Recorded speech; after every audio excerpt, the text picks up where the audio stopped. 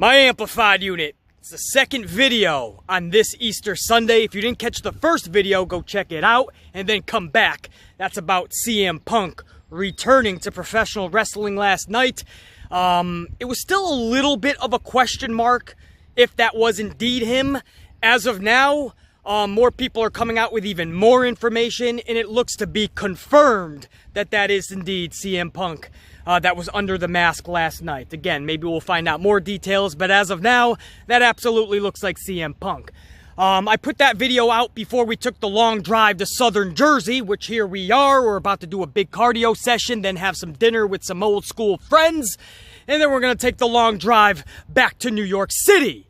But first, after this cardio session, I wanted to talk a little bit more news with you guys, and that is a couple of stories that I wanted to discuss earlier, but the CM Punk story just took precedent, and that's Big E turning heel when he comes back, turning on his brothers Xavier Woods and Kofi Kingston. And is that a good idea? Should that happen?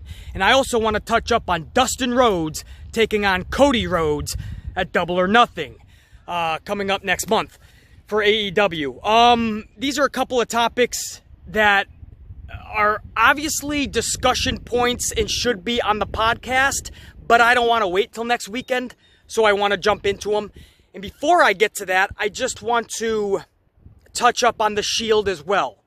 And I believe, was it last night? Who the fuck knows? There was a special on the network. I forgot if it already aired last night or if it's going to be tonight. I think it's tonight, actually, Sunday night. But it doesn't fucking matter.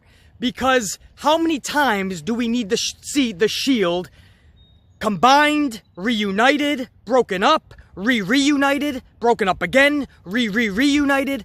I said it a million times. The Shield together is an awesome faction. Them three together, you get the best of Roman, you get the best of Seth, you get the best of Dean Ambrose. There's no question about it. But how many times can you do this shit? And then you announced months ago that Dean Ambrose was leaving WWE. And yet you still parade him out there as one of your biggest acts with the Shield. So which is, are you really going to promote and market the fact that he's leaving your company, but yet still give him all this publicity? You're giving him a network special, basically, with Seth and Roman. The last, we seriously, really promise this is the last time of the Shield reunited. That's what it's called. Honestly. It's a long title. But it's like, I promise, really, seriously, this is the last time the Shield is back together. The last time you're gonna see them. And at the end, we promise. That's the title of this shit. Try typing that up in your search engine on the network. But that's where we're at, guys. At what point do you just got to give it a break? They have broken up and gotten back together so many times. And not just that, but even when they got back together and you separate them a little bit and give them a singles run, and then all of a sudden you put them together to promote something, and then another something, and then another something. How many times do we play this game? It's almost like that is Vince's, it's not almost, that is Vince's go-to whenever he wants Roman to go over and get a badass reaction. Stick him with Seth and Dean, even if Dean is on his way out. Which I truly believe there is something between Vince and Dean that has worked out. Maybe he's going to take a long vacation, but something is up. He's not going anywhere like AEW, guys. And if he does, then that was Vince McMahon's fault from the beginning. A, you announced it months before that he was leaving, so you knew that was a hot topic for months going into WrestleMania. And then B, even after WrestleMania, you keep promoting him for network specials with the Shield. And then all of a sudden he goes to AEW and makes a splash, and what? That's your fault, Vince. You kept this guy relevant, and for months, you told the world he's not sticking with WWE. Why would you do that? Something's funny here. Something's fishy. Something's up. Vince and Dean got something, man. I don't think you've seen the last of Dean after, whatever, last night, tonight, whenever that network special is. But my thoughts on that, guys, is just it has to be done. And then when they get back together, if they ever do in the future, it's got to be literally just badass, full throttle. No half-ass, not just to get a reaction, not just to do one feud. Let's make it badass, like Undisputed Era versus Shield type shit. But they've gotten back together and broken up so many times, even if that's in the next 2 to 3 years, is it diluted? Undisputed Era Shield. I don't know. Right now, I've heard and seen enough of the fucking Shield. Every time they get back together, it's not done in a good way, and it's lackluster. The mediocrity brings everything down, and if you're gonna half-ass it, I'd rather not see it. So that's my thoughts on the Shield, guys. Number 2, let's go right to the New Day. Big E is out with the torn meniscus. We know for a fact he's out at least 6 to 7 weeks, and if the rehab doesn't go well, it could be 2 to 3 months. Regardless, it's a couple of months up front. The question now is, when Big E returns, does he turn on Kofi Kingston and Xavier Woods? My thoughts on this, 1,000,000% yes. I said a long time ago, Big E needs to be on his own. I understand the New Day brings in some revenue. The New Day brings in the merchandise sales at a time when merchandise sales are sinking. The New Day as a collective act, in the name alone, can probably sell a few tickets. But you look at a time where I feel the New Day as a whole collectively has gone stale. A. B. Kofi Kingston is now a champion, so you need to start treating him as such. The last couple weeks, the last couple of SmackDowns and one Raw since WrestleMania, he's paraded out there with the New Day, and he's paraded out there in 6-man tag matches. This is diluting Kofi Kingston and his stock. The Kofi Kingston name was so high going into WrestleMania and at WrestleMania. And ever since WrestleMania, I feel like his stock has lowered. And that's because he's been booked like a bum. Just one of 6 individuals every show. So by sticking him and parading him out there every single time with the New Day gimmick, you're just diluting your champion. You're diluting Kofi Kingston at a time where Kofi Kingston needs the rocket, and let's see what this kid really has. C. Okay, so that's A. A, the New Day gimmick has gone stale. B, Kofi needs to be on his own. And C, probably more importantly, or just as importantly as A and B, Big E needs a singles run. At what point do you give this guy a singles run? 15 years down the road when he's only got 2 or 3 years left and he's going to retire? This guy has something special as an individual. Let him shine. This is falling in your lap. At a time where the group is stale, Kofi Kingston's your champion and needs to be on his own. Big E gets injured. He now comes back, and when he comes back, he has to make an impact. Go for it all. Put him to the boards. Full throttle. Don't pick your foot off that gas pedal. And you attack Kofi Kingston. Goosebumps, baby. Goosebumps, baby. That is a storyline that's sitting in your lap. Even WWE's non-creative doesn't have to have a fucking aneurysm overthinking this. You don't gotta overanalyze this. The Amplified Man just did for you. Big E comes back as a... Could you imagine a storyline like that at a time where, think about it, guys, how many storylines are in WWE right now? It's rhetorical. There is 0 storylines. If you take away Miz and Shane, because Shane is beyond part-time status, if you take away that, there's no storylines in WWE. We've just had 2 Monday Night Raws, 2 SmackDowns, and since WrestleMania, and there is 0 storylines. There's no reason for you to tune into Raw next week, or this upcoming week, or SmackDown, because there's no storylines. There's no cliffhangers or anything, guys. This is just literally just shows with redundancy and 6-man tag main events. So what if when Big E comes back, we got a storyline that we all need to see? The cliffhangers at the end of every Raw, SmackDown, whichever brand you want to fucking play with.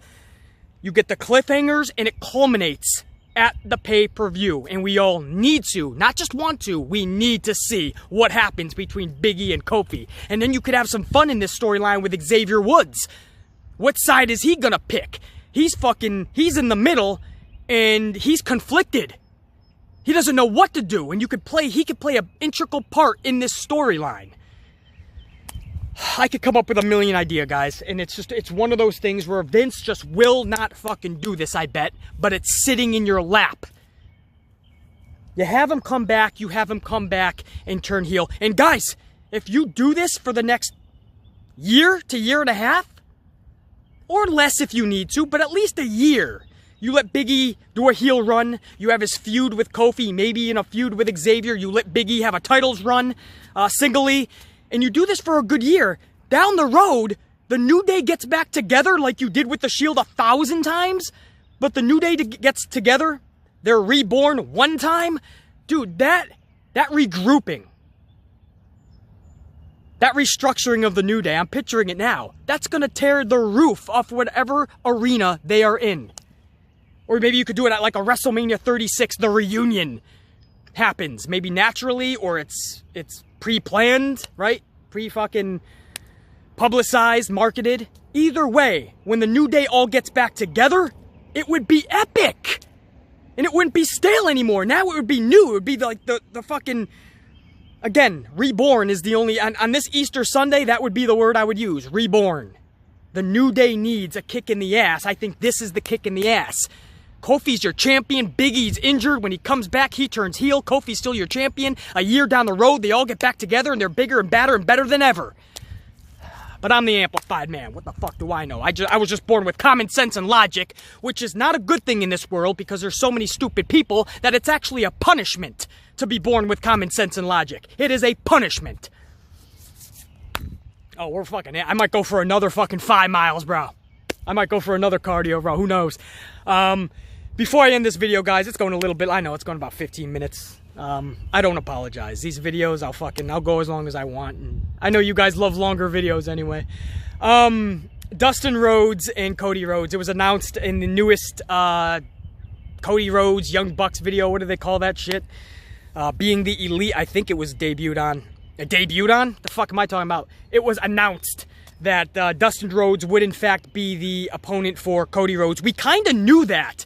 And we were all talking about it, and Dustin Rhodes got pissed on his social media. You guys remember Dustin Rhodes took off any mention of WWE, and he just went by Dustin, and then in Cody Rhodes's, one of his Being Elite videos, his seamstress was like, stay away from anything gold. Or maybe Cody told his seamstress, stay away from anything gold, and he gave like a look. So all of the signs were pointing to brother versus brother, but Dustin Rhodes got pissed off. And he went on social media and said, this is why I hate Smarks. I am still with WWE and happy with them or whatever. And we're like, whoa, dog. Like, why are you getting so defensive, man? If anything, your name's up in the news. That should be a good thing. And it just seemed weird that he was that pissed off. But we all know that Dustin always hated when storylines were kind of spoiled. I respect that about him. Because as an old school individual like myself... You know, you want everything to stay kayfabe. You don't want spoiling to get out. That's what Chris Jericho is great at. Whenever Chris Jericho is going to do something new in the business or debut in a different organization, he plans it perfectly to the point where it's not being spoiled. Like the Royal Rumble when he returned at like number 2. Nobody fucking knew about that. And it was beautiful. And I think Dustin's the same way. He wants everything to be a surprise. And so when word got out that that's kind of where it was going, he kind of got pissed off. But now we all see, like, no, that was the plan from the beginning. It was always supposed to be brother versus brother. And I think that's going to be badass, man. I was already going to check out Double or Nothing anyway, obviously. This is a big moment for Cody, Bucks, and all of AEW. But now this is just a match. You guys know I'm a huge Goldust fan, Dustin Rhodes, and a huge Cody Rhodes fan. So you get the brothers in there, and you know they're going to give it their all to really catapult this organization into the stratosphere or where they want to see it go in the future. This is going to be the event to do such. Cody's going to put it all on the line, and Dustin's going to give you everything he has. And I promise you, even at his age and all the mileage on his body, Dustin Rhodes today can still flow with 99% of the wrestlers today. Dustin Rhodes is no slouch, he's no pushover, and he can take you out drop of a fucking hat, drop of a dime. So that match, you can call it a sleeper. Some people may think it's going to be epic. Some people may think, I'm telling you right now, it will deliver. So that's a badass match. I don't know if that's going to be the main event or not, but that's going to be my main event. No question about it. Sorry, Jericho. Sorry, Omega. No, man, that's going to be fun too. But seeing the brothers in there, I'm a big fan of the Rhodes family in general. That's going to be kick-ass. So it's really cool to hear that announcement, and I can't wait to see it now, man. The only thing left to do is put on the match. Is that everything? Shield. Big E and fucking, what's their name? The Shield and New Day. Yes, we covered the Shield. We covered the Big E day. By the way, guys, I wanted to say on the Shield, how the fuck did I, the Shield, the fucking New Day, I forgot to even say this. Did you guys see Big E's response to KO? When KO fucking left on social media after his whole SmackDown New Day gimmick, he was like an honorary New Day member, and if you guys remember, he put on social media, the New Day rocks. And Kofi was like, awesome job, brother. And Xavier was like, that was fun, or something. I don't know, man. Everyone was like having fun with this. And Big E tweeted out just him in a hospital bed with a hospital gown, and his face was just like, seriously? Like, what the fuck? He did not look happy. So even though that's probably a little bit of fun, you could make that the story. That's what I mean, man. I'm sorry I didn't say that when I was talking about the New Day, but it just dawned on me, like, not only was it sitting in your lap anyway, but guys, it's literally, the storyline already started. Big E is right there with a mean mug on his social media. Like, what the fuck? Why did you go out and get Kevin Owens? Even for a night, why? I love this, man. So it's not just sitting in your lap, it's already telling itself, this story. Utilize it, Vince. I love it. So anyway, Shield, New Day, and Dustin Rhodes and Cody. Thank you guys. Thank you guys for allowing me 15 to 20 minutes, whatever this video was. I did just want to talk about these topics because I got a good cardio running and I wanted to talk some pro wrestling with you guys for 15 or 20 minutes. Can I not just do that? Are you not entertained? The Amplified Man, guys. Yeah! Rock it out for the rest of this Easter. And I will check you guys Tuesday for Raw's review and reaction. But knowing me, I'll probably have a video out tomorrow, too. Who the fuck knows? Amplified Man, check you. Yeah!